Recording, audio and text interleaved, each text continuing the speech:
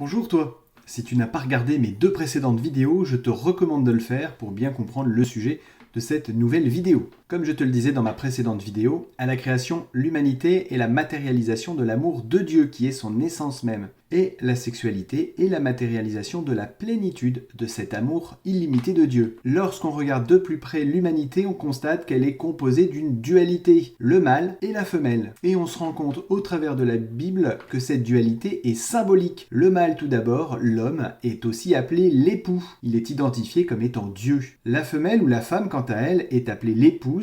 Elle est identifiée comme étant l'humanité, puis l'Assemblée d'Israël et enfin l'Assemblée de Dieu, communément appelée l'Église. Cette dualité avait pour but de faire comprendre à l'univers entier l'amour de Dieu. La sexualité parfaite est donc clairement le symbole de l'unité qui unit la créature à son créateur. C'est ainsi que Dieu créa le mariage, scellant ainsi la création de l'homme et de la femme comme représentation du scellement entre Dieu et ses créatures. Notons maintenant comment Dieu créa l'homme et la femme. À partir de son amour créateur, Dieu créa l'homme, et de la même manière que l'homme est tiré de l'amour de Dieu, il créa la femme à partir du corps de l'homme.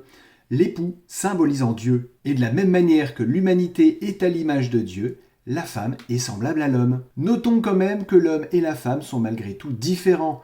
Lorsque Dieu dit qu'il ferait une aide semblable à l'homme, une aide différente, c'est pour faire la différence entre le Dieu créateur et l'homme duquel est tirée la créature, la femme. Mais pourquoi Dieu dit une aide semblable à l'homme? C'est là qu'on en revient au conflit cosmique entre Lucifer et Dieu.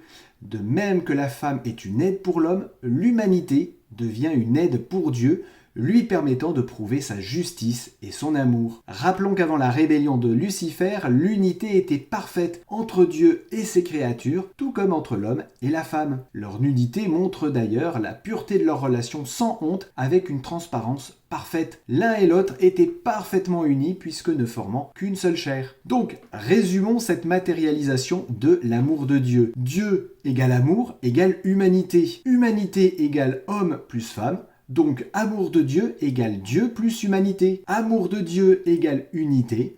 Dieu ou l'homme plus l'humanité ou la femme égale la sexualité. Voilà donc les premiers éléments mis en place dans le mystère de Dieu, le plan du salut matérialisé par la création de l'humanité. Mais comment ce plan du salut s'articule-t-il? Comment entre-t-il en action? Quelles sont les implications en présence? Nous le découvrirons dans les prochaines vidéos. Que Dieu te bénisse abondamment. À bientôt.